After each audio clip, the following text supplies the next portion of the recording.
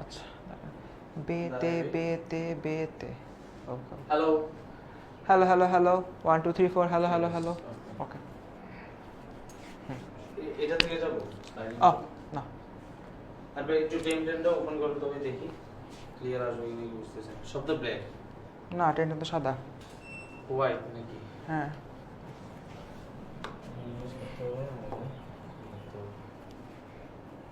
এটা ব্ল্যাক করা হবে ফক ফকা সাদা এইটা ফক ফক এই স্লাইডটাতে বেশিক্ষণ থাকবো না এখানে খালি এই যে টেন এটা দেখাবো তারপরে চলে যাবো এখানে তো এটা তো পুরোটাই দেখা যাবে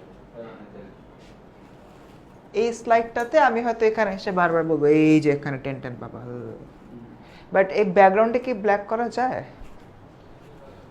দেখি তো সেটিংস কোথায় ডিভাইস ম্যানেজারে যাব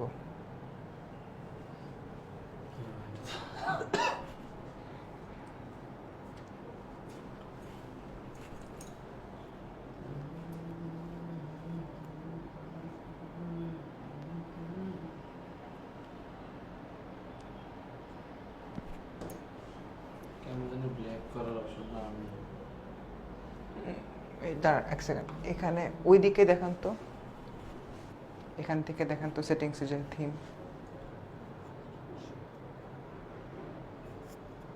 সেটিংস কই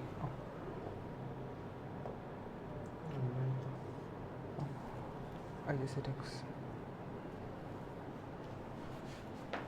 এইখানে অ্যাপিয়ারেন্স থিম কালার ও ডার্কি তো দেওয়া আছে ডার্কে দেয়া আছে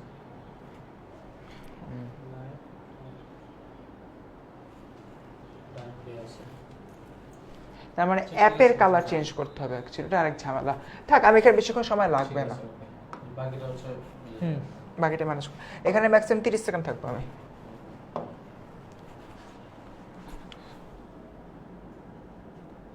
যাই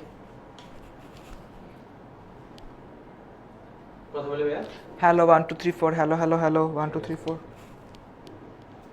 আর তৃতীয় সময় ঠিক আছে রেডি হ্যাঁ 3 2 1 এন্ড আপনি বের হওয়ার পরে আমি বের হওয়ার পর হ্যাঁ ওইটাই বলে হ্যাঁ ঠিক আছে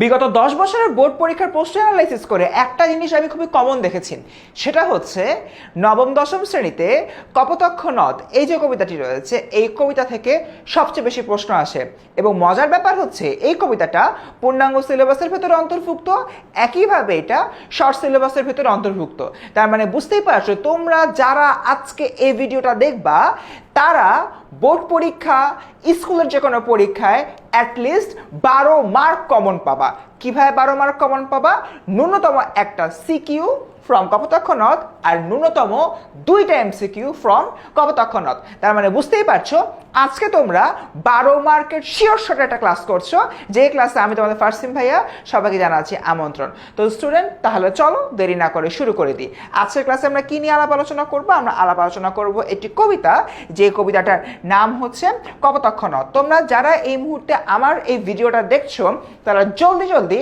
কমেন্টে বলে দাও কপোতাক্ষ নদ এই কবিতাটি কে লিখেছেন কারণ আমি এখনই এটা কিন্তু রিভিল করব রিভিল করার আগে তোমরা অ্যান্সার দিয়ে দাও কমেন্টে আমি তোমাদেরকে অন্য একটা ইনফরমেশন দিই যেটা হচ্ছে আমি হচ্ছে তোমাদের ফারসিম ভাইয়া আমি ঢাকা ইউনিভার্সিটি থেকে অলরেডি আমার অনার্স এবং মাস্টার্স কমপ্লিট করে ফেলেছি এবং এর পাশাপাশি আমার কলেজ ছিল আদমজি ক্যান্টনমেন্ট কলেজ এবং আমার স্কুল ছিল Motijheel ideal school and college এবং এর পাশাপাশি শুধুমাত্র 10 মিনিট স্কুলে গত 6 বছরেরও বেশি সময় ধরে অলমোস্ট 7 বছর হয়ে গিয়েছে আমি বাংলা পড়িয়ে যাচ্ছি অনেকগুলো ব্যাচকে বাংলা পড়িয়েছি তোমাদের ব্যাচে ইনশাআল্লাহ বাংলা পড়াবো সবকিছু মিলিয়ে welcome to my class okay so যেটা নিয়ে আমি তোমাদেরকে বলেছিলাম কমেন্ট আনসার দিতে সেটা হচ্ছে কপোতাক্ষ নদ এই যে কবিতাটি কে লিখেছেন মাইকেল মধুসূদন দত্ত মাইকেল মধুসূদন দত্ত তার নামের বানানটা আমরা একটু বেশ মনোযোগ দিয়ে খেয়াল করব ঠিক আছে ওকে তো আমরা কপোতাক্ষ নদ নিয়ে আলাপ আলোচনা করব সবার আগে এই যে এখানে মাইকেল মধুসূদন দত্তকে আমরা দেখতে পাচ্ছি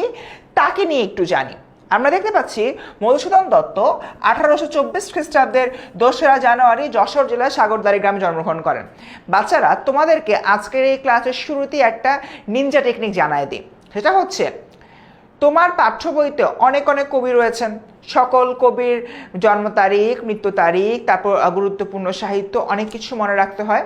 বাট একটা জিনিস বলি, যে নিনজা টেকনিক, সেটা হচ্ছে সকল কবির এত কিছু মনে রাখার দরকার নাই। তুমি মোটামুটি যতগুলো কবি রয়েছে, যতখানি পারো তাদের সবার অ্যাটলিস্ট জন্ম তারিখ আর মৃত্যু তারিখটা মনে রাখবা। আর নির্দিষ্ট কিছু কবি, যেরকম মাইকেল মধুসূদন দত্ত, জসিমউদ্দিন, কাজী নজরুল ইসলাম, রবীন্দ্রনাথ ঠাকুর, তারপর হচ্ছে এরকম আরও যারা রয়েছে, সুকুমার রায়, এই ধরনের যে সকল প্রথিতযশা বা প্রথম সারির যে সকল কবিরা রয়েছেন, তাদের জন্ম তারিখ, মৃত্যু তারিখ, কোথায় জন্মগ্রহণ করেছেন, কোথায় মৃত্যুবরণ করেছেন, এবং তাদের গুরুত্বপূর্ণ সাহিত্যকর্মগুলোকে সেগুলো মনে রাখবা। এই যে টেকনিকটা অবশ্যই মাথায় রাখবা। আরেকটা জিনিস বলি, তোমরা যদি অন্য কোনো কবির ডিটেলস নাও পড়ো, অ্যাটলিস্ট প্রথিতযশা বা প্রথম সারির যে সকল কবি রয়েছে তাদের ডিটেলসগুলো পড়ে যাও, তাহলে কিন্তু হবে, একদমই সমস্যা নাই। ওকে বাচ্চারা, সো আমরা আগাই সামনের দিকে। স্কুল জীবন শেষে তিনি কলকাতার হিন্দু কলেজে ভর্তি হন এবং এই কলেজে অধ্যয়নকালে ইংরেজি সাহিত্যের প্রতি তার তীব্র অনুরাগ জন্মে। অর্থাৎ তিনি কলকাতা হিন্দু কলেজে পড়তেন এবং তখন তার ইংরেজি যে সাহিত্যটা রয়েছে তার প্রতি একটা ভালো লাগা এবং ভালোবাসা হচ্ছে গিয়ে জাগে। এখন উনি মনে করতেন যে 1842 সালের আগ পর্যন্ত উনি মনে করতেন উনি যেহেতু বাঙালি, ওনার দ্বারা আসলে ইংরেজ যে লিটারেচার রয়েছে সেই লিটারেচার কখনো প্র্যাকটিসই করা হবে না। ওনার দ্বারা ইংরেজি লিটারেচার বা ইংরেজি সাহিত্যকর্ম কখনো প্র্যাকটিসই করা হবে না, কারণ তিনি বাঙালি।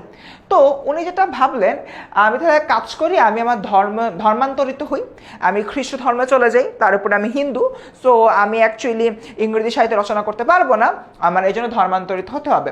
তাই তিনি ধর্মান্তরিত হয়ে তার নামের আগে যুক্ত করেন মাইকেল মধুসূদন দত্ত।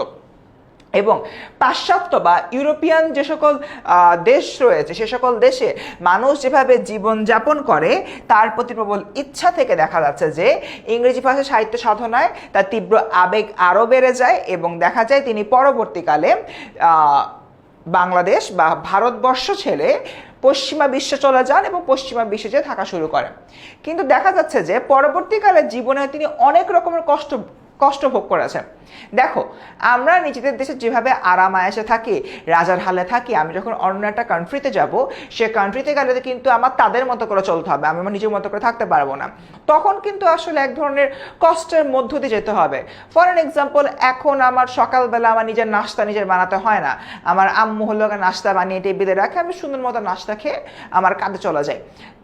বাট আমি যখন বিদেশে যাব, বিদেশে গেলে কিন্তু আবার সকালে নিজের নাস্তা নিজের বানাতে হবে, দুপুরের লাঞ্চ নিজের প্যাক করতে হবে, রাতের ডিনার নিজের তৈরি করতে হবে।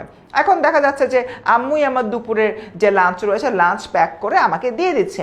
এখন বাবারা দেখো, তুমি যখন বিদেশে যাবা, এই কাজগুলো করার জন্য তোমার আম্মু বা কোনো তো হেল্পিং হ্যান্ড নাই, তখন তোমার এই কাজগুলো নিজেরই করতে হচ্ছে, বিশিষ্ট রকমের কষ্টের মধ্য দিয়ে যেতে হচ্ছে। তখন তিনি আসলে উপলব্ধি করেছিলেন, অর্থাৎ মাইকেল মধুসূদন তো এটা উপলব্ধি করেছিলেন যে তার আসলে বিদেশে আসাটা হয়তো কোনো জায়গা থেকে ঠিক হয় নাই, এবং at the end of the day তিনি তার যে জন্মভূমি রয়েছে জন্মভূমিকে মিস করা শুরু করে। এবং এই যে তিনি জন্মভূমিকে মিস করতেন, এটা তার কাব্য রচনার মধ্য দিয়ে, কবি প্রতিভার যথার্থতা যে ছিল সেটার মধ্য দিয়ে আসলে ফুটে ওঠে। এবং পরবর্তীতে তিনি একটি অমর কাব্য রচনা করে, সেটা হচ্ছে কি মেঘনাদ বধ। তার অমর কীর্তি ছিল মেঘনাদ বধ। এটা আসলে তোমার রাম রাবণের যে সম্পূর্ণ ঘটনাটা সেটার উপরে ভিত্তি করে তৈরি করা হয়েছিল। এরপর দেখি তার অন্যান্য কাব্যগ্রন্থগুলো কি: তিলোত্তমা সম্ভব কাব্য, বীরাঙ্গনা কাব্য, বজাঙ্গনা কাব্য, চতুর্দশপদী কবিতাবলী ইত্যাদি। তার নাটক হচ্ছে কৃষ্ণকুমারী, শর্মিষ্ঠা, পদ্মাবতী। আচ্ছা বাচ্চারা, এখানে তো অ্যাকচুয়ালি অনেকগুলো দেওয়া রয়েছে, তাই না? আমি একটা কাজ করি, তোমাদেরকে একটা ওয়ান শার্ট সাজেশন দিয়ে দিই। এখন আমি যেগুলো রেড কালার দিয়ে, এইরকম রেড কালার দিয়ে দাগাবো, সেগুলো বুঝবা অনেক বেশি ইম্পর্টেন্ট। দেখো, তার অনেকগুলো কাব্যগ্রন্থ রয়েছে, এর মধ্যে কোনটা বেশি হলো কি ইম্পর্টেন্ট? সবার আগে তোমার তিলোত্তমা সম্ভব কাব্য এবং চতুর্দশপদী কবিতাবলী, ঠিক আছে? এই যে তোমার দুটা রয়েছে, এই দুটো অবশ্যই তোমাদের মনে রাখতে হবে। নাটকের ক্ষেত্রে তোমার তিনটাই আসলে মনে রাখতে হবে, প্রহসনটা এরকম দরকার নাই। মানে কৃষ্ণকুমারী, শর্মিষ্ঠা, পদ্মাবতী, কৃষ্ণকুমারী, শর্মিষ্ঠা, পদ্মাবতী, কৃষ্ণকুমারী, শর্মিষ্ঠা, পদ্মাবতী। আর এবং দেখা যাচ্ছে যে তার একটা হলো প্রহসন ছিল, সে প্রহসন বলে একে কি বলে সভ্যতা বুড়ো শালিকার ঘাড়েরও। এটা অ্যাকচুয়ালি অতটা ইম্পর্টেন্ট না, যেটা একটু আগে বললাম, এটা মনে রাখার দরকার নেই, সো সমস্যা নেই। এরপরে দেখো বাংলা কাব্যে তিনি কি প্রবর্তন করেছিলেন? অমৃতাকর ছন্দ এবং সনেট তিনি প্রবর্তন করেছিলেন। এটা খুব ইম্পর্টেন্ট। অনেক ধরনের ছন্দ রয়েছে, অক্ষরবৃত্ত, মাত্রাবৃত্ত, এটা হচ্ছে অমৃতাকর ছন্দটা মাথায় রাখবা। এবং তিনি সনেট প্রবর্তন করেন। বাংলা সাহিত্যে যোগ করেছিলেন নতুন মাত্রা। 1873 সালের 29শে জুন তিনি পরলোক গমন করেন বা মৃত্যুবরণ করেন। গেল। এবার স্টুডেন্ট আমরা দেরি করব না, দেরি না করে আমরা কপোতক্ষ নদ যেটা রয়েছে কপোতক্ষ নদটা পড়া শুরু করব। এখন কপোতক্ষ নদটা পড়ার আগে তোমাদেরকে একটা টোটকা শিখাবো। কি টোটকা? ওইটা ফার্স্টে শিখাই, তারপরে হচ্ছে কি মূল কবিতার দিকে যাই। আমরা একটু আগায় যাই, আমরা একটু স্লাইড দিয়ে হলো গিয়ে সামনের দিকে এগিয়ে যাই। তোমাদের এখানে একটা মজার জিনিস রয়েছে, দেখাবো। এই যে বিষয়টা, এখানে যে তোমার মিল বিন্যাসটা রয়েছে, আমাকে একটু তোমরা বলো তো, তোমরা কারা কারা এই মিল বিন্যাসটা আসলে বুঝে, তোমরা কারা কারা এই মিল বিন্যাসটা বুঝে লেখো নাকি মুখস্থ করো? যারা মুখস্থ করো কমেন্টে লেখো ভাইয়া আমি মুখস্থ করি। আচ্ছা, এটা আসলে একটা মনে রাখার সিস্টেম রয়েছে। আমরা এখানে কি দেখতে পাচ্ছি? ক খ ক খ ক খ খ ক গ ঘ গ ঘ গ ঘ। আসো, ক খ একটা জোড়া, ক খ একটা জোড়া, ক খ একটা জোড়া, খ ক একটা জোড়া। ঠিক আছে, ওকে। তাহলে চলো আমরা হলো গিয়ে স্টার্ট করি।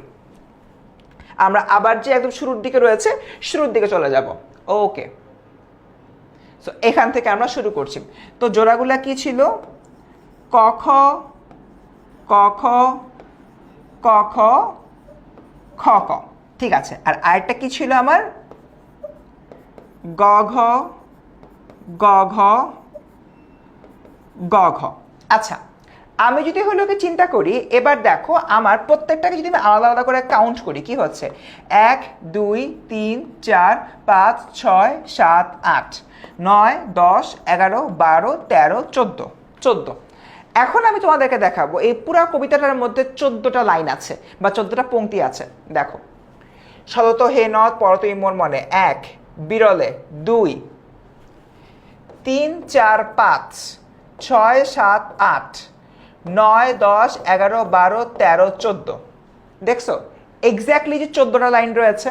তার মানে এইখানে একটা জিনিস তোমাদের ফার্স্টে মাথায় রাখতে হবে, এই যে ছন্দটা, এই ছন্দের মধ্যে আমি যতগুলা বর্ণ ব্যবহার করেছি, যেরকম ক একটা বর্ণ, খ একটা বর্ণ, প্রত্যেকটা যদি আমি গুনলে দেখবো আমি 14টা বর্ণ ব্যবহার করেছি। 14টা বর্ণ ব্যবহার করা মানে এখানে তোমার 14টা লাইন রয়েছে। গেল, এটা হলো এর প্রথম স্টেপ ছিল। সেকেন্ড স্টেপ, এবার আমি যে কাজটা করব খুব সুন্দরভাবে, আমরা অঙ্ক যখন করি বা ম্যাথ যখন করি, আমরা অনেক সময় করি না, মনে করি x is equals to y বা y is equals to x, এরকম আমরা করি না। এবার আসো এরকম একটা মনে করার খেলা খেলি আমরা, এইটার মধ্যে একটা মনে করার খেলা খেলি। আচ্ছা, এখানে দেখো, সতত হে নদ তুমি পরমোর মনে, সতত তোমার কথা ভাবি এ বিরলে। একদম লাস্টে যদি এখানে দেখি দন্তান্ন নয়কারে নে আছে, লয়কারে লে আছে। ঠিক আছে, তাহলে চল একটা কাজ করি, এই দন্তান্ন নয়কারে নে মনে করি, দন্তান্ন নয়কারে নে আর লয়কারে লে, আমি এখন এটা মনে করব। আসো, দন্তান্ন নয়কারে নে এটার মানে হচ্ছে কি ক, লয়কারে লে এটা হচ্ছে কি খ। এটা আমি ধরলাম, মনে করলাম। এবার একটা অদ্ভুত জিনিস হলো গিয়ে আমি তোমাকে দেখাবো। ফার্স্টে হচ্ছে কি আমি লিখে যাই, তারপরে মিলাবো। ওকে, দেখো আমরা স্টার্ট করি। আচ্ছা, সো আমি যদি এভাবে এটা লিখি, তাহলে এটা কি হবে? ক, আর এটা হবে গিয়ে খ। দেখেছো, ক আর খ। একটা জিনিস দেখো, এই ক আর খ কিন্তু আমার এই জায়গাটাতেও বিদ্যমান। তার মানে আমার প্রথম যে ছন্দের মিলটা কিন্তু মিলায় ফেললাম। এরপর আবার এটা খালি মনে রাখবা, নয়কারের নে ইজ ইকুয়ালস টু ক, লয়কারের লে ইজ ইকুয়ালস টু খ। আবার যাই, দেখো নয়কারে নে বলছে, নয়কারে নে ইজ ইকুয়ালস টু ক, লয়কারে লে ইজ ইকুয়ালস টু খ। দেখতে পাচ্ছ? এরপর দেখো আবার নয়কারে নে আসছে, যে নয়কারে নে, তার মানে ইজ ইকুয়ালস টু ক। পরের ইয়াতে যাই, লয়কারে লে আসছে, লয়কারে লে ইজ ইকুয়ালস টু, একটু আগে দেখো যে লয়কারে লে ইজ ইকুয়ালস টু খ, দেখো লয়কারে লে ইজ ইকুয়ালস টু খ। এখন দলের পরে আবার জলে আসছে না, তার মানে এখানে লয়কারে লে রয়েছে, এই লয়কারে লেও ইজ ইকুয়ালস টু আমার খ। দেখছো? আবার লাস্টে তোমার দন্তান্ন আসছে, এই দন্তান্নটা যদি হলো আমি চিন্তা করি, দন্তান্ন আইকারে নে ইজ ইকুয়ালস টু ক। তাহলে আমি যদি একটু দেখি এখানে কি হলো সম্পূর্ণ জায়গা থেকে, ক খ, এই যে এই ক খ তো তোমার এখানে আমি দিয়ে দিছি, এরপরে দেখো আবার কি আসছে, এই যে এই ক খ আসছে, এই ক খ, তার মানে আবারও আসছে হলো কি আমার ক খ, এরপরে দেখো এই যে এখানে ক আসছে, এখানে খ আসছে, সো দেখো আবারও আসছে আমার ক খ, এরপরে দেখো এখানে খ আসছে, এখানে ক আসছে, তার মানে খ ক, আবার আসছে আমার খ ক। এই জিনিসটা আমরা অনেককে দেখে মুখস্থ করতে, এটা মুখস্থ করার কিছু নাই, এটা এভাবে টেকনিক্যালি বের করা যায়।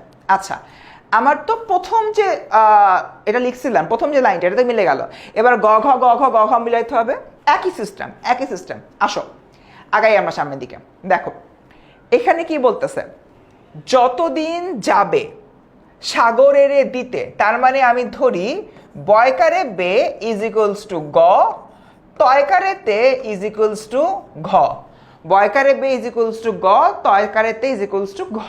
দেখো বে, বে এটার মানে হচ্ছে গিয়ে গ, তে এটার মানে হচ্ছে গিয়ে ঘ, বে মানে গ, তে মানে ঘ, আচ্ছা ঘ, বে মানে আবারও গ, তে মানে আবারও ঘ। দেখতে পাইলা কি হইলো আমার, গ ঘ গ ঘ গ ঘ, রাইট। এবার আমি চলে যাই গ ঘ গ ঘ গ ঘ। সো বাচ্চারা এইটাই হচ্ছে আমাদের এই যে কপোতাক্ষ নদীর ছন্দটা, এই ছন্দটা আমরা মনে রাখার জন্য সারাক্ষণ পড়ি ক খ ক খ ক খ ক খ গ ঘ গ ঘ গ ঘ গ ঘ, বাট আমরা ভুল করি, বাট এভাবে ভুল করা যাবে না, ভুল ছাড়া এভাবে পড়া যায়। হোপফুলি এই টেকনিকটা আমরা শিখলাম, টেকনিকটা তোমরা মনে রাখবে, এবং এভাবেই কিন্তু আমরা আমাদের পেইড ব্যাচের প্রত্যেকটা জিনিস টেকনিক্যালি পড়াই। আগাই সামনের দিকে, তাহলে চলো মোটামুটি এতটুকু পার্ট হয়ে গেল, আমরা হলো কি বলে এই জিনিসগুলা ডিলেট করে দিলাম। আচ্ছা এবার আসলে আমরা আবার স্টার্ট করি। ওকে, সো ফার্স্টে হলো আমি কি দেখতে পাচ্ছি, বলছে সতত হে নদ তুমি পড়ো মোর মনে, সতত তোমার কথা ভাবি এই বিরলে। এখানে বলা হচ্ছে একটা নদের কথা, মানে নদীর চেয়ে যেটা বড় সেটাকে বলা হয় নদ, সেই নদের কথা কবি সবসময় হচ্ছে মনে পড়তেছে। এবং দেখা যাচ্ছে কেন মনে পড়তেছে, কারণ কবি হচ্ছে বিদেশে আছেন, কবি বিদেশে আছেন এবং বিদেশে থেকে তার যে হলো মাতৃভূমির কথা, মাতৃভূমি তিনি মিস করতেছে, তাই তিনি এই কথাটা হলো বলতেছে সতত তোমার কথা ভাবি এই বিরলে, অর্থাৎ তিনি একা একা বসে লুকায় লুকায় তার যে নিজের দেশের কথা রয়েছে, রাষ্ট্রের কথা রয়েছে, মা এবং মাটির কথা রয়েছে, সেটার কথা বেসিক্যালি তিনি ভাবতেছেন। এই লাইনগুলোতে কবিতার শোক এবং প্রেমের অনুভূতি প্রকাশ করেছেন। শোক কেন, কারণ তিনি দেশকে মিস করেন। প্রেম কারণ তিনি দেশকে ভালোবাসেন। নদী তার স্মৃতি এবং অতীতের সাথে গভীর সম্পর্কের প্রতীক হয়ে উঠেছে। সেই নদী নিয়ে তিনি তার মনে এক ধরনের নিরন্তর চিন্তা ও মায়া বিরাজ করছেন। কবির যে বাড়ি ছিল কপোতাক্ষ নদের পাশে, তখন তার কপোতাক্ষ নদের সাথে সুন্দর একটা সখ্যতা গড়ে উঠেছিল, কপোতাক্ষ নদের প্রবাহমানতা সবকিছু তার অনেক বেশি ভালো লাগতো। সো এরকম একটা জায়গা থেকে কবি মাইকেল মধুসূদন দত্ত ওই যে তোমার নদটা রয়েছে, নদটাকে তোমার মেনশন করে এই কথাগুলো বলছেন। আগাই, সতত জ্যামতি লোকে নিশার সম্পনে, বলতেছে সতত মানে সবসময়, জ্যামতি যেমন, লোক সাধারণ মানুষ, নিশার স্বপনে রাত্রি ঘুমাইলে আমরা স্বপ্ন দেখি না, সেই স্বপ্নের কথা বলা হচ্ছে। শোনে মায়া মন্ত্রধ্বনি তব কল কল, শোনে মায়া মন্ত্রধ্বনি তব কল কল, এর মানে হচ্ছে আমরা যখন রাত্রেবেলা ঘুমাই, রাত্রেবেলা ঘুমানোর সময় আমরা কিন্তু অনেক ধরনের স্বপ্ন দেখি। কোনো স্বপ্ন আমাদের হৃদয়ে অনেক দাগ কেটে যায়, মনে হয় পরদিনও আমরা এই স্বপ্নটা আবার দেখবো বা এরকম কিছু একটা, এরকম কিন্তু এক ধরনের মনস্কামনা আমাদের মধ্যে সৃষ্টি হয়ে থাকে। সো সব কিছু মিলায় বাচ্চারা এখানে কি বলা হচ্ছে যে আমি রাত্রেবেলা যে স্বপ্নগুলো দেখি সেই স্বপ্নটাকে অনেক সময় বাস্তবেও পেতে চাই। কবির কাছে এই কপোতাক্ষ নদের পাশে যাওয়া, তার নিজের দেশে ফেরত যাওয়াটা স্বপ্নের মতো হয়ে গিয়েছে, সেই স্বপ্নটাকে সে বাস্তবে পরিণত করতে চান। জুড়াই এ কান আমি ভ্রান্তির ছলনে, অর্থাৎ আমাদের রাতে দেখা তো স্বপ্নগুলো কি সবসময় পরিপূর্ণ হয়? অবভিয়াসলি হয় না, বেশিরভাগ ক্ষেত্রেই হয় না, হয়তো 100% কেসে হয় না। তার মানে কি ওই স্বপ্নটার কারণে আমি একটা ভ্রান্তির মধ্যে চলে গেছি। ভ্রান্তি মানে কি? ধোকা, যে আমায় কেউ ধোকা দিচ্ছে, ছলনা করছে, তার মানে ভ্রান্তির ছলনে কবি বলতেছেন আমি জানি আমার দেশে ফেরত যাওয়াটা, দেশে গিয়ে দেশের কাছে থাকাটা, এই কপোতাক্ষ নদে আবার সাঁতার কাটাটা, কপোতাক্ষ নদের সঙ্গে সময় কাটাটা, এই কোনোটাই অ্যাকচুয়ালি আর হবে না। এই সব কিছুই রাতের স্বপ্নের মতো একটা ভ্রান্তি বা ধোঁকা। এখানে বাকিটা ব্যাখ্যা দেওয়া রয়েছে। এখানে কবি নদীকে একটি মায়াবী শক্তিরূপে চিত্রিত করেছেন, যার কলকল শব্দে মানুষের মন হারিয়ে যায়, মায়ামন্ত্রের মতো কাজ করে। আবার এই মায়ামন্ত্রের মধ্যে আসলে কবি হারিয়ে যেতে চান, ঠিক আছে, কিন্তু কবি যে এই মায়ামন্ত্রের মধ্যে হারিয়ে যেতে চান এটা আসলে আদৌ সম্ভব কিনা কবি সন্দেহ পোষণ করছেন, কারণ কবি অনেক দূরে অবস্থান করছেন। ওকে, এরপর দেখি, বহু দোষ দেখিয়াছি বহু নদ দলে, কিন্তু এ স্নেহের তৃষ্ণা মিটে কার জলে। দেখো কই বলতেছেন আমি অনেক দেশ দেখছি, আমি অনেক নদী নালা খাল বিল দেখছি, কিন্তু আমার মাতৃভূমির কাছে আমি যে ফিলিংসটা পাই, মাতৃভূমি আমাকে যে ফিলটা দেয়, সেটা আসলে হয় না, সেটা আসলে অন্য কেউ আমাকে দিতে পারে না। কিন্তু এই স্নেহের তৃষ্ণা মিটে কার জলে, এইটা কার জলে হলো গিয়ে মিটে। মাতৃভূমি আমাকে যে পরিমাণ ভালোবাসে, পৃথিবীতে এত এত আমি নদী দেখছি, এত এত নদ দেখছি, এত এত শহর দেখছি, সেই তোমার হচ্ছে স্নেহ আমি আর কারোর কাছেই পাই না। দুগ্ধ স্রোতরূপী তুমি জন্মভূমির স্তনে, অর্থাৎ জন্মভূমি আমাদের কাছে যেরকম আমাদের মাতৃভূমি, আমরা ছোটবেলায় কি করি, মায়ের বুকের দুধ খেয়ে বড় হই, ঠিক তেমনি এই যে তোমার মাতৃভূমি রয়েছে, মাতৃভূমির সাথে কবির ওরকম আত্মিক একটা সম্পর্ক রয়েছে। দেখো ব্যাখ্যায় কি বলতেছে, যে এই মাতৃভূমি তাকে তৃপ্তি দেয় এবং শান্তি দেয়। কবির মনের এই গভীর অনুভূতি এবং প্রেমের চিত্র এক চিরকালীন সম্পর্কের প্রতীক, যা জন্মভূমি ও নদীর মধ্যে বিদ্যমান, যেটা মাত্র হলো বললাম। কবি বলতেছেন যে আমার দেশ এবং আমার দেশের নদী আমাকে যে সাপোর্টটা দেয়, আমাকে যে ভালোবাসাটা দেয়, সেটা অ্যাকচুয়ালি অন্য কোনো সময় আমি আর হলো গিয়ে পাই না, অন্য কোথাও থেকে আমি আর পাই না। সো যেহেতু হচ্ছে কি আমি এই জিনিসটা পাচ্ছি না, এই দেশই আসলে আমার কাছে সব, কিন্তু আমি দেশের কাছে আসতে পারবো কিনা জানি না, কারণ আমি অনেক দূরে অবস্থান করছি। এই কবিতার উপরে ভিত্তি করে আমি একটি চিত্র তৈরি করতে পারি, যেখানে নদীকে মাতৃস্তনের মতো স্নেহময় এবং নদীর পাশে কবি গভীর আবেগে বসে আছেন। সে ধরো তুমি তোমার মায়ের পাশে হলো বসে আছো বা শুয়ে আছো, তোমার মা তোমাকে আদর করছেন, মাথায় হাত বুলিয়ে দিচ্ছেন, খুব ভালো লাগছে। ঠিক তেমনি কবিরও এই তার নিজের দেশের নদীর পাশে বসে থাকতে ভালো লাগে। আগাই, এরপর দেখে কি বলতেছি, আর কি হবে দেখা ততদিন যাবে। কবি বলতেছেন যে হে জন্মভূমি, তোমার সাথে কি আমার আর আদৌ কখনো দেখা হবে যতদিন যাবে সামনে। প্রজারূপে রাজা রূপে সাগরের দিতে, বাড়ি রূপে কর তুমি এ মিনতি গাবে। দেখো, প্রজারূপে রাজরূপে সাগরের দিতে, বাড়ি রূপে কর তুমি। আমরা কি জানি, নদীর পানি গিয়ে সাগরে পতিত হয়। কবি বলতেছেন যে তোমার এই পানি, নদীর পানি সাগরে পতিত হয়, এবং কবিটা কি বলতেছেন, তুমি কর বা ট্যাক্স হিসাবে এই পানিটা তুমি হয়তো সাগরকে দিচ্ছ। সেই সাগরের পানি কোথাও না কোথাও ভাবে ঘুরে আমি যে দেশে অবস্থান করছি সেখানে হয়তো আসছে। খুবই সিম্পল না ব্যাপারটা? মানে নদীর পানিকে সাগরে মিশে, সাগরের পানিকে মহাসাগরে মিশে, সেই মহাসাগর তো সারা দেশ সারা পৃথিবীকে হলো ঘিরে রেখেছে। তো কবি হলো বলতেছেন যে ধরে নিলাম তোমার যে পানিটা, সে তোমার পানিটাই আমার কাছে হলো আসছে, তুমি আমাকে কি তোমার সেই পানিটা আদৌ দিবা?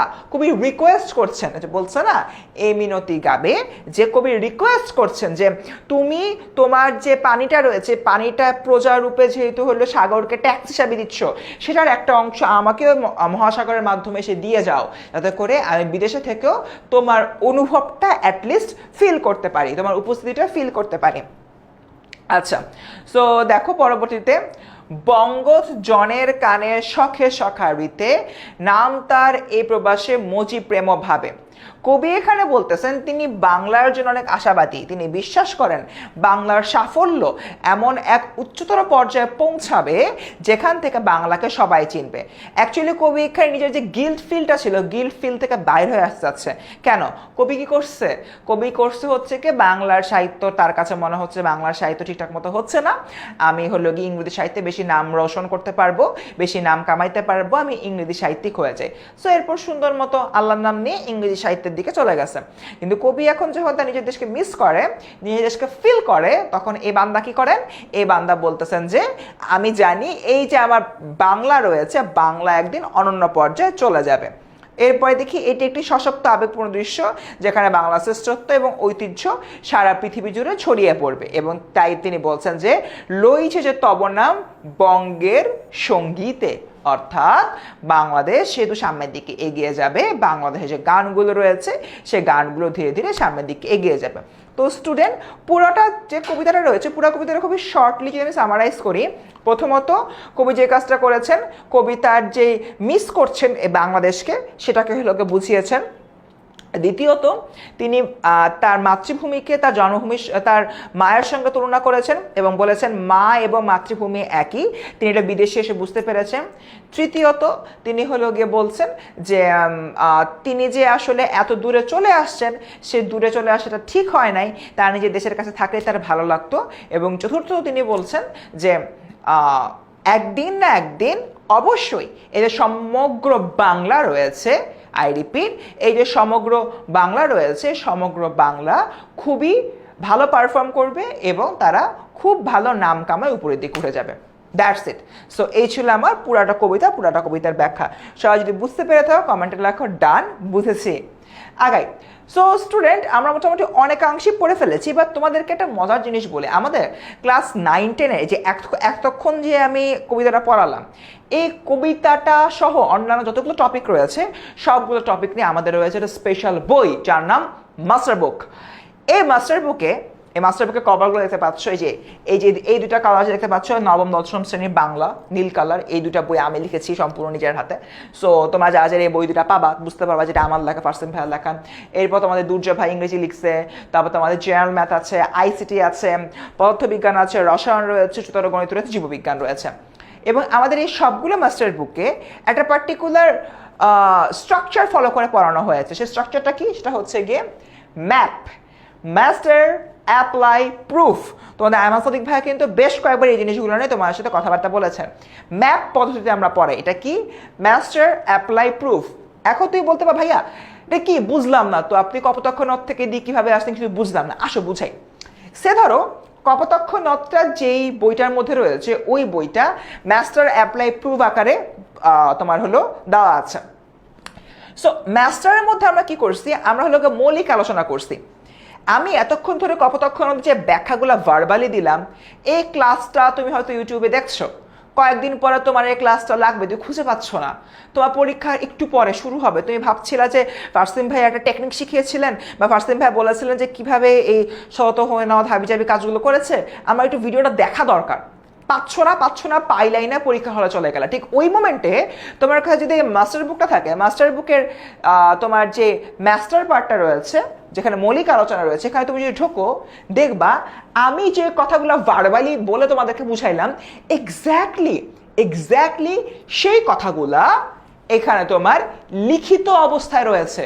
পরীক্ষার আগে তুমি যদি যাও পরীক্ষার হলে, তখন এই পার্টটা যদি জাস্ট মাস্টার পার্টটা যদি একবার রিভিউ করে যাও, তোমার কিন্তু দাঁড়ানোর উপরে ওয়ান শট রিভিশন হয়ে যাবে। আর এই জিনিসটা আমরা এনশিওর করেছি মাস্টার পার্টে, এবং এর পাশাপাশি হচ্ছে কি সহজ ব্যাখ্যা দিয়ে দিয়েছি প্রতিটা টপিকের। লাইক সতত হে নদ তুমি পরমর মনে বলতে কবি এখানে কি বুঝিয়েছেন, এই পুরা লাইনটার 2-3 বাক্যের মধ্যে ব্যাখ্যা দিয়েছি, যেটা তোমার সিকিউর খ নম্বরের জন্য অনেক বেশি হেল্প করবে। এরপর তোমাদেরকে পরবর্তী যে পার্টটা বুঝাবো সেটা হচ্ছে কি অ্যাপ্লাই। সো তুমি বলতে পারো ভাইয়া অ্যাপ্লাই আবার কি? খুবই সিম্পল। তোমাকে আমি একটা কবিতা পড়ালাম, কপোতাক্ষ নদ মাস্টার। কপোতাক্ষ নদের রিভিউগুলো মাস্টার পার্টে পেয়ে গেলা। ফার্স্ট আমি পড়াইলাম ক্লাসে, মাস্টার পার্টে হচ্ছে কপোতাক্ষ নদের রিভিউ পেয়ে গেলা। অ্যাপ্লাই তুমি আদৌ বুঝছো সেটা তোমার দেখতে হবে না।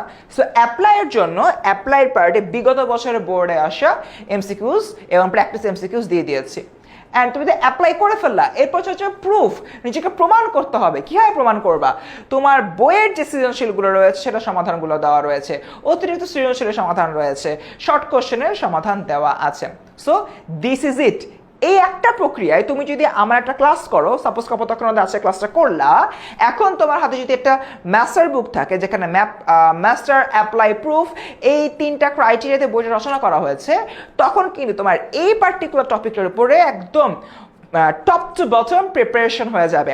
এবং এই টপ টু বটম প্রিপারেশন তুমি যদি লক করতে পারো, পরীক্ষার হলে এই চ্যাপ্টার থেকে বলছি না 12 মার্ক আসবে, 12তে তুমি ন্যূনতম 11 পাবা। বুঝছো কি বলছি? ন্যূনতম 11, 12তে 12 পেতে পারো যদি সিকিউরে 10 10 পাও। ওকে, সো ডান। আমরা তাহলে আগাই সামনের দিকে, শব্দার্থ টিকা। আচ্ছা, সো এটা অ্যাকচুয়ালি বইয়ের মধ্যে রয়েছে, অতটা তোমার ঝামেলার কিছু নাই। যেরকম সতত মানে সর্বদা বা সবসময়, বিরলে একান্ত নিরিবিলিতে আড়ালে যেটা বলেছি, নিশা মানে রাত্রি, ভ্রান্তি মানে ভুল, বাড়িরূপ কর। প্রজা যেরকম রাজাকে কর বা ট্যাক্স দেয়, তেমনি কপোতাক্ষ নদ সাগরকে জল রূপে ট্যাক্স দেয়। গেল চতুর্দশপদী কবিতায়, যেটাকে ইংরেজিতে বলে সনেট, বাংলায় বলে চতুর্দশপদী কবিতা। 14 চরণ, এই যে 14 চরণ, আমরা হলো কি একটু আগে পড়ে আসলাম কিন্তু, অক্টেভ আর সেপসেট। প্রথমে হলো কি 8টা ছিল, পরে হলো কি 6টা ছিল। 14টা চরণ আমরা গুনে গুনে দেখালাম না? ক খ ক খ ক খ খ ক গ ঘ গ ঘ গ ঘ। তোমার কয়টা চরণ রয়েছে? 14টা চরণ রয়েছে। সো সমন্বিত ভাবসংহত সুনির্দিষ্ট চতুর্দশপদী কবিতার প্রথম 8 চরণের স্তবককে অষ্টক বা অক্টেভ এবং পরবর্তী 6 চরণের স্তবককে সেপসেট বলে। ডান। সো মোটামুটি গেল এতটুকু। এরপরে হচ্ছে এই যে আমরা এই যে ব্যাখ্যাটা, এই ব্যাখ্যাটা কিন্তু ইতিমধ্যে ক্লাসে দিয়ে দিয়েছি, যারা এখন এটা পাও না একটু রিভাইন্ড করে দেখে নাও। আচ্ছা, লেখক পরিচিতি আমরা অলরেডি কথাবার্তা বলে ফেলেছি, এটা আর লাগবে না তোমার আলাদা করে। আসো আমাদের পাঠ পরিচিতি যে পাঠটা রয়েছে, এখানে কি বলতেছে? কপোতাক্ষ নদ কবিতাটি কবির চতুর্দশপদী কবিতাবলী থেকে আসলে গৃহীত হয়েছে এবং এই কবিতায় কবির স্মৃতি কাতরতার আবরণে তার অতুজ্জ্বল দেশপ্রেম, অর্থাৎ তিনি আসলে খুবই স্মৃতি কাতর হয়ে গেছেন, তিনি তার নিজের দেশকে মিস করতেছে, এই জায়গা থেকে তার যে দেশপ্রেমের বিষয়টা রয়েছে সেটা আসলে প্রমাণিত হয়। এবং কবি যশোর জেলার কপোতাক্ষ নদের তীরে সাগরদাড়ি গ্রামে জন্মগ্রহণ করেছিলেন বলে কপোতাক্ষ নদকে নিয়ে তিনি আসলে একটা কবিতা রচনা করেছেন। এরপর দেখতে পাচ্ছি, আমি বারবার বলেছিলাম তিনি একটি ইউরোপিয়ান কান্ট্রিতে বসবাস করতেন। কোথায় বসবাস করতেন? ফ্রান্সে। তিনি যখন ফ্রান্সে বসবাস করেন, তখন জন্মভূমির শৈশব কৈশোরের বেদনাবিধু স্মৃতি তার মনে জাগিয়েছে কাতরতা, অর্থাৎ তার মনে হচ্ছে কি এক ধরনের দুঃখ জাগিয়েছে যে আমি আমার দেশকে মিস করছি, এরকম হলো কি একটা অবস্থা। তিনি অনেক দূরে বসেও কপোতাক্ষ নদের যে কলকল ধ্বনি রয়েছে সেটাকে শুনতে পান। তিনি ফ্রান্সে বসে বাংলাদেশে কপোতাক্ষ নদের ধ্বনি শুনতে পাচ্ছেন। আমরা বুঝতে পারতেছো তিনি কতটা হইলো কি ইন্দ্রিয় সচেতন এবং কতটা তিনি দেশকে ভালোবেসেছেন। এরপর দেখো পরবর্তী যে পয়েন্টটা হলে দেখতে পাচ্ছি, কত দেশে কত নদ নদী দেখেছেন, বারবার বলছে অনেক দেশে অনেক ধরনের নদ নদী দেখেছেন, কিন্তু জন্মভূমির এই নদ যেন মায়ের স্নেহ টোরে তাকে বেঁধেছে, কিছুতেই তিনি তাকে ভুলতে পারেন না, কিছুতেই তিনি তাকে কি করতে পারেন না? ভুলতে পারেন না। That's it. সো এবং লাস্টে এসে দেখতে পাচ্ছি যে তিনি হলো গিয়ে সন্দেহ পোষণ করছেন তিনি আদৌ এই নদীর দেখা পাবেন কিনা, কিন্তু পাশাপাশি এটাও তিনি বলছেন যে আমি ভেবেছিলাম বাংলা সাহিত্য আসলে সামনের দিকে এগিয়ে যাবে না, কিন্তু আমি এখন বুঝতে পারি এটা আসলে ভুল ধারণা এবং বাংলা সাহিত্য অবশ্যই সামনের দিকে এগিয়ে যাবে। এবং তার সদস্যের জন্য হৃদয়ের কাতরতা যেরকম ব্যক্ত করেছেন, ঠিক তেমনি দেশ যে সামনের দিকে এগিয়ে যেয়ে অনেক ভালোভাবে নিজেকে প্রমাণ করতে পারবে সেই বিষয়টাও তিনি এই কবিতার লাস্টে এসে ব্যাখ্যা করে দিয়েছেন। That's it. তো স্টুডেন্ট মোটামুটি কিন্তু আমাদের শেষ হয়ে গেল। এবার দেখি আমাদের যে সৃজনশীলের জ্ঞানমূলক পার্টটা রয়েছে এটা কিছু নির্দিষ্ট সাজেশন। মাইকেল মধুসূদন দত্ত খ্রিস্টধর্ম দীর্ঘতম কত সালে? অ্যান্সার হচ্ছে কি তোমার 1843 সালে, এবং এই প্রশ্নটা এসেছিল যশোরপুর 2016-তে এবং চট্টগ্রাম ক্যান্টনমেন্ট পাবলিক কলেজে। চট্টগ্রাম ক্যান্টনমেন্ট পাবলিক কলেজে কারা কারা এই ভিডিওটা দেখছো একটু জলদি কমেন্টে জানাও। এরপর দেখি প্রশ্ন নাম্বার 2, কত সালে তিনি মাইকেল যুক্ত করেন? যে বছর তিনি খ্রিস্ট ধর্মে দীক্ষিত হন ওই বছরই তিনি তার নামের আগে মাইকেল যুক্ত করেন। এরপর দেখি মাইকেল মধুসূদন দত্ত কয়টা প্রহসন রচনা করেছেন? 2টা, চতুর্দশপদী কবিতাবলী এবং আরেকটা কি ওরা তোমরা কমেন্টে জানাও। ঠিক আছে, এরপর দেখি বাংলা সাহিত্যে সনেটের প্রবর্তন করেন কে? কুমিল্লা বোর্ড। 2015-তে আসা প্রশ্ন।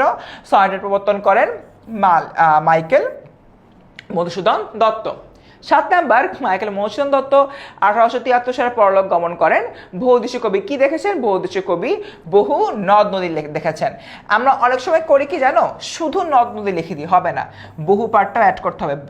তিনি বলেছেন বহু দেশে দেখিয়াছে বহু নদ তলে, আর তার মানে অনেকগুলো নদ নদী তিনি আসলে দেখিয়াছেন। আগাই সামনের দিকে। তো তার অমর কীর্তি কোনটা? তার অমর কীর্তি হচ্ছে তোমার মেঘনাদ বধ কাব্য।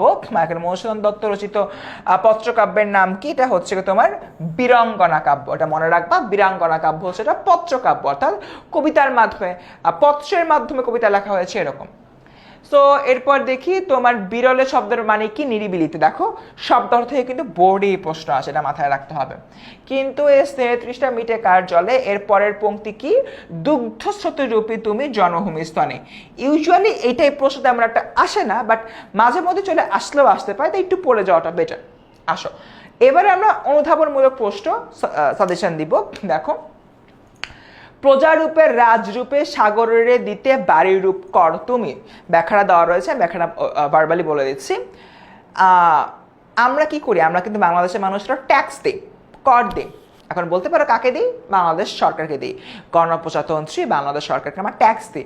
এই ট্যাক্সের টাকাই দেখা যাচ্ছে দেশ চলে। এখন ব্যাপারটা হচ্ছে প্রজারূপে রাজরূপে সাগরের দিতে বাড়ি রূপ কর তুমি। একইভাবে নদীও সাগরকে কর দেয় বা ট্যাক্স দেয়। ইউ মে আস ভাইয়া কিভাবে? কারণ নদীর পানি সাগরে গিয়ে পতিত হয়। নদীর পানি যখন সাগরে পতিত হচ্ছে, তার মানে ওই যে নদীটা রয়েছে, ওই নদীটা সাগরকে আসলে ট্যাক্স দিচ্ছে। কবি এভাবে জিনিসটা চিন্তা করেছেন। সো এই জিনিসটা নিয়ে বেসিক্যালি এখানে কথাবার্তা বলা হয়েছে। এরপর দেখি, ব্যাখ্যা করো। দুগ্ধ স্রোতরূপী তুমি জন্মভূমি স্তনে, এটার মানে কি? এটার মানে হচ্ছে কি, কবির কাছে জন্মভূমি মায়ের মতো বলে কপোতাক্ষ নদকে তিনি দুগ্ধ স্রোতরূপী বলেছেন। আমরা মায়ের বুকের দুধ খেয়ে বড় হয়েছি। মায়ের পাশে গিয়ে শুইলে মা আমাকে আদর করেন, মাথায় হাত বুলিয়ে দেন, মাথা টিপে টিপে দেন। তার মানে কি, মায়ের একটা স্নেহ আমরা সবসময় হচ্ছে গিয়ে পাই। একইভাবে কবি মাইকেল মধুসূদন দত্ত হলো বলতেছেন যে এই কপোতাক্ষ নদ তার মাতৃভূমির মতোই, তার মায়ের মতোই। যদি কপোতাক্ষ নদের পাশে শান্তি পান, ঠিক যেরকমটা শান্তি যে কেউ পায় তার মায়ের পাশে বসলে। ওকে, আগাই। জুড়াই এ কান তব আমি ভ্রান্তির ছলনে। ওই যে কবি হলো ইয়াতে বসে, ফ্রান্সে বসেই কপোতাক্ষ নদের কলকল ধ্বনি শুনছেন। কলকল ধ্বনি শোনার পরে তিনি বলতেছেন যে এই জিনিসটা তার ভ্রান্তি হচ্ছে, বুঝতে পারতেছে, বাট তাও তিনি হচ্ছে কি এইভাবেই তার কানকে জুড়ায়, তার কানকে শান্তি দেয় যে আমি অ্যাটলিস্ট আমার এই জিনিসটাকে শুনতে পেরেছি, আমার এই নদীর আওয়াজটাকে শুনতে পেরেছি। এরপর দেখি, কপোতাক্ষ নদ কবিতায় কবি কপোতাক্ষ নদকে দুগ্ধ স্রোতরূপী বলেছেন কেন? অলরেডি আমি এটা ব্যাখ্যা করেছি, তাও আরেকটু বলি। জনভূমির প্রতি গভীর মমত্ববোধের কারণে কপোতাক্ষ নদকে তিনি কবি দুগ্ধ স্রোতরূপী বলে আখ্যায়িত করেছেন। আচ্ছা, সো এরপরের যে পার্টটা সেটা হচ্ছে কি, এ মিনুতে গাবে বঙ্গজনের কানে সুখে সখারিতে। নাম তার বলতে কি বোঝানো হচ্ছে? উল্লিখিত চরণটা দিয়ে কবি বোঝাতে চেয়েছেন যে কপোতাক্ষ নদ যেন স্বদেশের জন্য কবির হৃদয়ের কাতরতা বঙ্গবাসীর নিকট ব্যক্ত করে। অর্থাৎ এখানে কি বলতেছে? এখানে দুটো জিনিস বলছে। নাম্বার 1, এই যে নদীটা রয়েছে, এই নদীটা কবির যে দুঃখ কষ্ট, এটা যাতে বাঙালির কাছে তোমার তুলে ধরে যে মাইকেল মধুসূদন দত্ত ফ্রান্সে গিয়ে আফসোস করতেছে। এইটা একটা। আরেকটা জিনিস, কবি এটা বিশ্বাস করেন এই যে বাংলাদেশটা রয়েছে, বাংলাদেশ একদিন না একদিন পৃথিবীর যে তোমার বিশ্ব দরবারে, পৃথিবীর দরজায় তোমার হচ্ছে সমুন্নত হয়ে দাঁড়াবে, সবাই এক বাক্যে বাংলাদেশকে চিনবে। এই জিনিসটা বেসিক্যালি তিনি এখানে ব্যাখ্যা করেছেন। আর কি হবে দেখা, কবি যেহেতু ফ্রান্সে অবস্থান করেন, কবি আসলে সিদ্ধান্ত নিতে পারছেন না আদৌ তিনি বেঁচে থাকতে তার সাথে এই সম্পূর্ণ যে তোমার দেশটার সম্পূর্ণ যে তোমার নদীটা রয়েছে বা বাংলাদেশ রয়েছে, সেই বাংলাদেশের সাথে তার আদৌ দেখা হবে কিনা। ওকে, কিন্তু এই স্নেহের তৃষ্ণা মিটে কার জলে বলতে কি বোঝানো হয়েছে? এর মানে হলো কবি কপোতাক্ষ নদের প্রতি তার মাতৃপ্রতিম স্নেহাভিলাষ ও দেশপ্রেমকে বুঝিয়েছেন। যে ওই কপোতাক্ষ নদের কাছে গেলে উনি যে আদরটা পান বা স্নেহটা পান তিনি অন্য কোথাও আসলে সেই জিনিসটা হলো পান না, এবং তিনি মনে করেন অন্য কোনো নদীর কাছে গেলে বা দেশের কাছে গেলে তিনি কখনোই আসলে তার যে স্নেহের তৃষ্ণা এটা মিটাইতে পারবেন না। আগে লইছে যে তব নাম বঙ্গের সঙ্গীতে বলতে কবি কি বুঝেছেন? এর মানে কবি প্রবাস জীবনেও তার গান কবিতায় শৈশব স্মৃতিবিজড়িত নদীর গুণগান গেয়েছেন। কপোতাক্ষ নদ কবি মাইকেল মধুসূদন দত্তের হৃদয়ের সবটুকু স্থান দখল করে রয়েছে। অর্থাৎ তিনি বলছেন যে আমার শৈশব যেখানে কেটেছে সেটাই আমার জীবনের সব কিছু, এবং এটাই এখনো হচ্ছে গিয়ে আমার ভেতরে রয়েছে। তাই আমি এখনো বাংলার গান গাই, এবং এর পাশাপাশি আমি এটাও জানি বাংলার যে গানগুলো রয়েছে সে গানগুলো পৃথিবীতে একদিন সুপ্রতিষ্ঠিত হবে। ওকে, তাই তিনি বলেছেন যে লইছে যে তব না বঙ্গের সঙ্গীতে। স্নেহের তৃষ্ণা অলরেডি বলেছি যে তোমার দেশের প্রতি তার যে একটা আকাঙ্ক্ষা যে দেশে তা ফেরত যাবে সেই জিনিসটা বলছেন, এবং তিনি বলছেন দেশ আমাকে যে স্নেহ দেয়, মায়া দেয়, মমতা দেয় সেটা অ্যাকচুয়ালি আর অন্য কোনো জায়গা থেকে আমি পাবো না। ওকে, এরপর দিয়ে কবি স্বদেশের জন্য হৃদয়ের কাতরতা বঙ্গবাসীর প্রতি কিভাবে প্রকাশ করেছেন? তিনি স্মৃতিচারণের মাধ্যমে প্রকাশ করেছেন। অর্থাৎ তিনি ছোটবেলায় কপোতাক্ষ নদের কাছে যেতেন, কথা বলতেন, তার সাথে থাকতেন, কপোতাক্ষ নদকে তার অনেক বেশি মনে আছে। একইভাবে তিনি এটাই বলছেন যে আমি এখন ফ্রান্সে থাকি কিন্তু আমার মন পড়ে রয়েছে আমার নিজের মাতৃভূমিতে। সেই জায়গা থেকে তিনি হলোকে বলছেন যে কবি স্বদেশের জন্য মন কাঁদছে, এবং কবি কপোতাক্ষ নদকে দায়িত্ব দিচ্ছেন যে আমি যে আমার সদস্যের জন্য এতটা কষ্ট পাচ্ছি এটা তোমার দায়িত্ব যে দেশের সকলকে জানিয়ে দেওয়া। ওকে, তো স্টুডেন্ট এবার আসলে আমরা একটা সিকিউ দেখি। ফার্স্ট আমরা সিকিউর ক দেখি। তোমার অষ্টকের মিল বিন্যাস কোনটা? ক খ ক খ ক খ খ ক। আমরা আজকে টেকনিক শিখছি। দুগ্ধ শতরূপী তুমি জন্মভূমি স্তনে বলতে কি বোঝানো হয়েছে দেখো। এই যে বরিশাল বোর্ড 2022 আসা প্রশ্ন, এটা কিন্তু মাত্র পড়িয়েছি, ঠিক আছে? সেটা আলাদা করে আর পড়ানোর কিছু নেই। এক কথায় বলছে যে কবির কাছে জন্মভূমি মায়ের মতো কপোতাক্ষ নদকে তিনি দুগ্ধ শতরূপী বলছেন। এরপর দেখি উদ্দীপকটা পড়তে হবে। কামাল বাংলাদেশের চট্টগ্রামে জন্মগ্রহণ করেন। একসময় আমেরিকা ডিবি লটারিতে তার ভাগ্য খুলে যায়। আমেরিকায় গিয়ে বিপুল ঐশ্বর্যের মাঝেও সে নিজের দেশের কথা ভুলতে পারে না।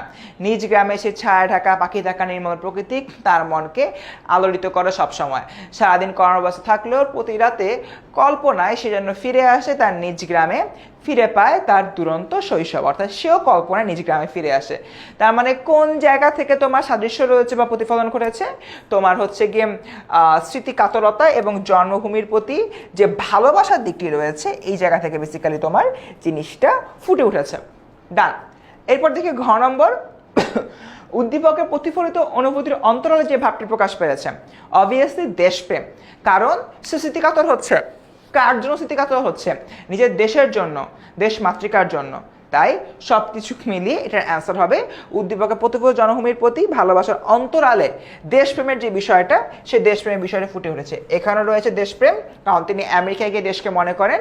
আর তোমার হচ্ছে যে মধুসূদন দত্তের বিষয়টা রয়েছে কপোতাক্ষ নদে, সেখানে আমরা দেশপ্রেমের বিষয়টি দেখতে পাই। ওকে স্টুডেন্ট, মোটামুটি তো বুঝতে পারলাম। এখন তোমাদেরকে একটা মজার জিনিস বলি। অনেক সময় দেখা যায় না ক্লাস করতে করতে আমি আসলে একটা জিনিস একটু বুঝে উঠতে পারিনি। পার্টিকুলারলি সায়েন্সের ক্লাসগুলোতে এরকম হয়। যেরকম সায়েন্সে তুমি হয়তো কোনো ফিজিক্সের ক্লাস করতেছো, ফিজিক্সের হয়তো আলোর প্রতিসরণের ক্লাসটা করতেছো, ভাইয়া করাই গেছে, ভালোভাবে পড়িয়েছে, তোমার কাছে মাস্টার বুকও রয়েছে, ওটা ভালোভাবে তুমি সলভ হলো গিয়ে করেছো, কিন্তু দেখা যায় যে একটা না একটা জায়গায় তুমি বুঝতে পারতেছো না। তুমি তারপর আমাদের অ্যাপে যে ডাউট সলভার রয়েছে সেই ডাউট সলভারকে জিজ্ঞাসা করলাম, কোনো কারণে তুমি হয়তো ডাউটের অ্যান্সার পাইলা না পাইতেই পারো। অনেক স্টুডেন্ট একসাথে প্রশ্ন করছে, হয়তো সেও তো মানুষ যে তোমাকে অ্যান্সার দিচ্ছিল, তো সে তোমাকে অ্যান্সার দিতে পারলো না, হয়তো মিস হয়ে গেছে। তখন তোমার মনের ভিতরে অনেক আক্ষেপ থাকবে, মনে হবে ধুরু 10 মিনিট স্কুলে ভর্তি হইলাম, কি একটা অবস্থা, আমি কোনো অ্যান্সার দিতে, আমি কোনো ডাউট ক্লিয়ার করতে পারতেছি না। বাবার অনেকের এটাই হয়, ডাউটটাকে আমি আদৌ করবো, ডাউটটাকে অনেক সিলি ডাউট হয়ে যায়, ভাইয়ারা কি মনে করবে, থাক করলাম না। এই ধরনের লজ্জাও আমরা অনেককে পেতে দেখি। তাই এ সকল সমস্যার সমাধান করার জন্য তোমাদের জন্য আমরা নিয়ে এসেছি দ্য 10-10। 10-10 কি? 10-10 হচ্ছে তোমার এমন একটা আমাদের অ্যাপের ফিচার যার মাধ্যমে তুমি 24/7 ডাউট সলভ হলেও করতে পারবা। দিন রাত যে কোনো সময় পড়ার টেবিলে আটকে গেলে 10-10 তার কঠিন টপিক বা থিওরি বুঝিয়ে দিবে। ফর এন এক্সাম্পল, এই যেখানে দেখো আমি যদি দেখাই তোমার ফিজিক্সে হয়তো কোনো একটা প্রবলেম হলো সৃষ্টি হয়েছে, সেই ফিজিক্সের যে প্রবলেমটা রয়েছে ফিজিক্সের প্রবলেমটা তুমি চাইলে এখান থেকে সলভ করে ফেলতে পারো। এখন জিনিসটা কীভাবে সলভ করবা দেখা দরকার না, চলো তোমাদেরকে একটু দেখাই। তোমরা যখন আমাদের এই কোর্সটা পারচেস করার পরে তোমাদের আসলে এইরকম একটা ইন্টারফেস অ্যাপের মধ্যে থাকবে। যেরকম সাপোজ শুভ সকাল, তোমার নাম ধরে নিলাম আসিফ, তোমার নাম লেখা থাকবে শুভ সকাল Asif, SSC 2026 for an example, তুমি বিজ্ঞান মানে তুমি সায়েন্সের যে বানেলটা রয়েছে সে সায়েন্সের বানেলটা নিয়েছো। এখানে তোমার অনেকগুলো অপশন রয়েছে। 10 আমার কোর্স, ফুল রুটিন, আমার কোর্স থেকে তুমি কোন কোন কোর্সে আছো সেগুলো জানতে পারবা, ফুল রুটিনে গেলে সবগুলো কোর্সে ফুল রুটিন জানতে পারবা, ইত্যাদি ইত্যাদি অনেক কিছু রয়েছে। বাট আমরা আজকে শিখবো এই যে 10 জায়গাটা। সো এই 10 উপরে তুমি যদি প্রেস করো তাহলে সুন্দরভাবে তোমাকে এরকম একটা ইন্টারফেসে নিয়ে যাবে এবং তোমাকে বলবে হ্যালো আসিফ, কোন বিষয়ে প্রশ্ন আছে। সো তুমি দেখতে পাচ্ছ যে ফিজিক্সের একটা জিনিস তুমি কিছুতেই বুঝো নাই, ফিজিক্সের প্রশ্ন রয়েছে, তুমি ফিজিক্সকে প্রেস করলা। প্রেস করার পরে এরকম হচ্ছে কি তোমার একটা প্রশ্ন হলো, একটা তোমার চ্যাট বক্স চলে আসবে। তখন তুমি ফ্রেন্ডদেরকে যেভাবে চ্যাটে হলো মেসেজ লিখে পাঠাও, তখন তুমি যে কাজটা করবা সুন্দর মতো এখানে তুমি তোমার যে মেসেজটা রয়েছে সেই তোমার মেসেজটা এখানে লিখবা। ওকে, সাপোজ তোমার একটা প্রশ্ন আছে যে গোলীয় দর্পণে ফোকাস দূরত্ব, লক্ষ্যবস্তু দূরত্ব, প্রতিবিম্ব দূরত্ব কখন পজিটিভ আর কখন নেগেটিভ হয়। অনেক ঝামেলার একটা প্রশ্ন, আমিও যখন ছোটবেলায় ছিলাম তোমাদের বয়সে আমিও কিন্তু খুব প্যারা খেতাম। সো দেখো আমি দিয়ে দিয়েছি। এরপর 10 তোমার জন্য জিনিসটা রেডি করতেছে।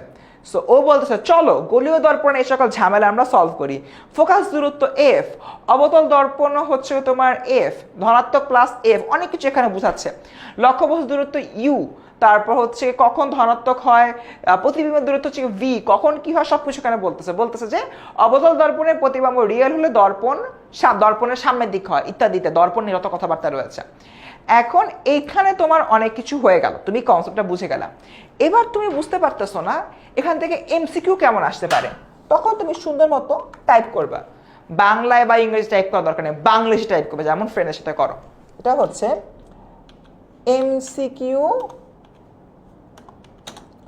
এমসিকিউ দাও। আচ্ছা সরি, এখানে তোমার লিখতে হবে যে প্র্যাকটিস এমসিকিউ। তুমি এখানে লিখবা প্র্যাকটিস এমসিকিউ দাও, সাপোজ 10টা লিখলা, প্র্যাকটিস এমসিকিউ দাও 10টা। সো এখন জিনিসটা হলে তৈরি করতেছে। সো ও বলতেছে পরীক্ষায় কিভাবে আসবে সেটা আমি প্রেডিক্ট করতে পারি না, তা আমি প্র্যাকটিস এমসিকিউ তোমাকে দিচ্ছি। বলতেছে এফ ভি ইউ এর চিহ্ন কোনটা, এমসিকিউ 1, অবতলের ক্ষেত্রে কিরকম, কনকেভ দর্পণে ফোকাস দূরত্ব কি, সাধারণত ধনাত্মক, ঋণাত্মক, শূন্য, অসীম। উত্তর হচ্ছে গিয়ে এ, অবতলে ফোকাসের দর্পণ সামনে, তাই ইত্যাদি ইত্যাদি বলে দিচ্ছে। এক কথা তোমার দেখো, তুমি ফার্স্ট একটা কনসেপ্ট ক্লিয়ার করলা, কনসেপ্ট ক্লিয়ার করার পরে তুমি বুঝতে পারতেছো না এখান থেকে কিভাবে এমসিকিউ আসতে পারে। সো তুমি একটা প্র্যাকটিস এমসিকিউ চাইলা, তোমাকে প্র্যাকটিস এমসিকিউটা বেসিক্যালি এখানে দিয়ে দিচ্ছে। একইভাবে তুমি সিকিউ বলো বা অন্য যা যা রয়েছে সবগুলো কিন্তু এখান থেকে বের করতে পারবে। অর্থাৎ ক্লাসের পরে টিচার চলে যাচ্ছে, আমাদের হিউম্যান ডাউট সলভারও চলে যাচ্ছে, বাট আমাদের যে এআই ডাউট সলভার টেন কিন্তু থাকবে তোমাদের কাছে। এবং এই 10 হেল্প নিয়ে কোনো একটা ক্লাসের পার্ট তুমি যদি না বুঝো সে পার্টটাও বুঝে নিতে পারবা। এক্স্যাক্টলি এই প্রসেসে প্যারালালি তোমরা তোমাদের প্র্যাকটিসটাকেও আরও এনরিচ করতে পারবা। সো হোপফুলি বুঝতে পেরেছো আমাদের 10 নিয়ে আমরা কত মজার কাজ করছি, এবং এভাবে একটা কি বলে এআইকে ঘাটাই তো অনেক মজা লাগে। সো আমরা সবাই যারা কোর্সে আসবো তারা কিন্তু এভাবে এআইকে ইচ্ছে মতো ঘাটাবো, এআইকে জ্বালাবো, ঠিক আছে, ডান। সো আগে এবার আসলে আমরা কিছু যে তোমাদের এমসিকিউ রয়েছে সেই এমসিকিউগুলো হলো সলভ করে ফেলি। আচ্ছা 1 সেকেন্ড। আচ্ছা সো আমরা স্টার্ট করি। তো দেখতে পাচ্ছি কি, কপোতাক্ষ নদ কবিতা শরত হে নদ তুমি পরমর মনে, এই পংক্তিটি দ্বারা কি বুঝিয়েছে? স্বদেশপ্রেম, স্মৃতিকাতরতা, ভ্রান্তিচ্ছন্নটাকে মায়া স্নেহ। অবভিয়াসলি তোমার স্মৃতিকাতরতা, তার কারণ হচ্ছে অলওয়েজ মনে পড়তেছে, আমি স্মৃতিকাতর হয়ে পড়েছি। এরপর দেখি মায়ের মৌসুম দত্ত কপোতাক্ষ নদের কাছে কি মিনতি করেছেন? তিনি মিনতি করেছেন যে নীরবিত বয়ে চলতে, বঙ্গ জনের কানে গান গাইতে, প্রচারক রাজাকে কর দিতে, নাকি প্রেমভাবে তাকে স্মরণ করতে। যেহেতু তার মিনতি মানে তার রিকোয়েস্টকে বোঝানো হচ্ছে, তার মানে এটা অবভিয়াসলি প্রেমভাবে তাকে স্মরণ করার বিষয়টি বলছে। এরপর দেখি কপোতাক্ষ নদ কবিতায় কবির স্মৃতিকারতার মাধ্যমে কি প্রকাশিত হয়েছে? নদীপ্রীতি, দেশপ্রেম, দেশে ফেরার বাসনা নাকি শৈশবের স্মৃতি? দ্য অ্যান্সার ইজ দেশপ্রেম। এরপর দেখি আটকিয়ে হবে দেখা চরণ দ্বারা কোনটিকে বোঝানো হয়েছে? নদকে দেখা তীব্র আকাঙ্ক্ষা, স্বদেশকে দেখার অন্তরের আকুল আকুতি, অলসের প্রতি অনুশোচনা। অ্যান্সার হচ্ছে নদকে দেখার, অর্থাৎ তোমার যে কপোতাক্ষ নদটা রয়েছে তো কপোতাক্ষ নদকে উদ্দেশ্য করে বেসিক্যালি লিখছে এবং সেটার সাথে বাই প্রোডাক্ট হিসাবে স্বদেশ প্রেমটা আসছে। তাই এখানে আমরা বলতে পারি কপোতাক্ষ নদকে দেখার যে ইচ্ছা সেটা এখানে তুলে ধরা হয়েছে। মায়াকার মধুসূদন দত্তের অমর কাব্য কোনটা? অবভিয়াসলি শুরু থেকে আমরা পড়ে আসছি, অ্যান্সার হচ্ছে মেঘনাদ বধ কাব্য। এরপর দেখি মায়াকার মধুসূদন দত্ত প্রবর্তিত ছন্দ কোনটা? স্বরবৃত্ত, অমিত্রাক্ষর, গদ্য ছন্দ নাকি মাত্রা বৃত্ত? তিনি কোনটা প্রবর্তন করেছেন? অ্যান্সার হচ্ছে অমিত্রাক্ষর। অমিত্রাক্ষর মায়াকার মধুসূদন দত্তের প্রবর্তন করা বা তৈরি করা, এটা আমরা কই পরিস্থিতিতে পড়েছি। একইভাবে আরেকটা প্রশ্ন, বাংলা সাহিত্যে সনেটের কে প্রবর্তন করেন? উত্তর হচ্ছে মাইকেল মধুসূদন দত্ত। এরপর দেখি কত সালে জন্মগ্রহণ করেছে? এগুলো খুব বেসিক প্রশ্ন, তাই আমি দ্রুত এগিয়ে যাচ্ছি। 1824 সালে। কে সনেট আর অমিত্রাক্ষর ছন্দ প্রবর্তন করেছেন? অ্যান্সার হচ্ছে মাইকেল মধুসূদন দত্ত। এই জিনিসগুলো খুবই তোমার ইজি, বাট এগুলো থেকে কিন্তু ঘুরে ফিরে প্রশ্ন আসে। পরীক্ষা হলে যখন হুট করে এই প্রশ্নগুলো দেখো তখন তোমরা আসলে ভুল করে ফেলো। তাই এখন ইজি মনে হলো, তোমরা কিন্তু এই জায়গাগুলোতে ভুল করো। দেখো প্রত্যেকটা প্রশ্নে কিন্তু কোনো না কোনো জায়গায় আসছে। বিএফ শাইন কলেজে আসছে, তারপর হচ্ছে তোমার কুমিল্লা ক্যাট কলেজে আসছে, তারপর দেখি তোমার এদিকে চট্টগ্রাম বোর্ডে আসছে, বোর্ডগুলো সহ কিন্তু সব প্রশ্ন আসছে। ঠিক আছে, ডান। আচ্ছা, এরপর দেখি মাইকেল মধুসূদন দত্ত রচিত কাব্য কোনটা? কবিতা কোনটা? অ্যান্সার হচ্ছে বীরাঙ্গনা। আমরা বলেছিলাম কিন্তু এটা কি পত্রকাব্য। বেসিক্যালি এইটা একটা হলো কবিতা। কবিতার মধ্যে অনেক ধরনের সেগমেন্টেশন থাকে, তো এটা হচ্ছে তোমার পত্রকাব্য। পত্রকাব্য কি মানে চিঠি লেখা হয়েছে, চিঠির স্ট্রাকচার তো আমরা সবাই জানি, ওটার মধ্যে কাব্যটাকে ঢুকিয়ে দেওয়া হয়েছে এরকম। শর্মিষ্ঠা, কৃষ্ণকুমারী, পদ্মাবতী, মাইকেল মধুসূদন দত্তের কি প্রহসন, নাটক, কবিতা নাকি মহাকাব্য? অবভিয়াসলি এগুলো সবই হচ্ছে কি নাটক। মনে রাখতে বলেছিলাম তিনটাই, দেখেছো? এখান থেকেই border guard public school and college সিলেটে প্রশ্ন আসছিল। যা এটার থেকে তোমার এই স্কুলে পড়ো তারা কমেন্টে বলো ভাইয়া আমি পড়ি। আচ্ছা, একে কি বলে সভ্যতা? এটা কি? এটা হচ্ছে তোমার একটা প্রহসন। দেখো চট্টগ্রাম বোর্ড 2015, বরগুনা জেলা school, Adamjee cantonment public school, Adamjee ছিল আমার কলেজ। সো কারা কারা আদমজি থেকে ভিডিওটা দেখছো তারা কমেন্টে জানা ভাইয়া আমি। এরপর এখানে তোমার শরত হে ন তুমি পরমর মনে কবির কি ফুটে উঠেছে? অবভিয়াসলি স্মৃতিকাতরতা, কারণ কবিতা দেশকে মিস করছেন। কপোতাক্ষ নদ কবিতায় কবি স্মৃতিকাতর হয়েছেন কেন? কারণ শৈশবের সঙ্গী কপোতাক্ষের কথা মনে করে। দেখো তিনি শৈশবে কপোতাক্ষ নদের পাশে থাকতেন, তাই তিনি এই কবিতাটা লিখেছেন। তাই এই জায়গা থেকে এই অপশনটাই কারেন্ট। ক নম্বরে কিন্তু আসলে নিজ কর্মের প্রতি অনুতপ্ত এটা বলা হয়েছে, বাট পুরাটা কবিতার মধ্যে মূল জিনিস ছিল স্মৃতিকাতরতা। লাস্টের দিকে এসে নিজ কর্মের প্রতি অনুতপ্তটা হয়েছে, বাট এটা মানে প্রমিনেন্ট না। গ নম্বর ফেলে আসা বর্ণিল দিনগুলো মনে করছে, ঠিক আছে।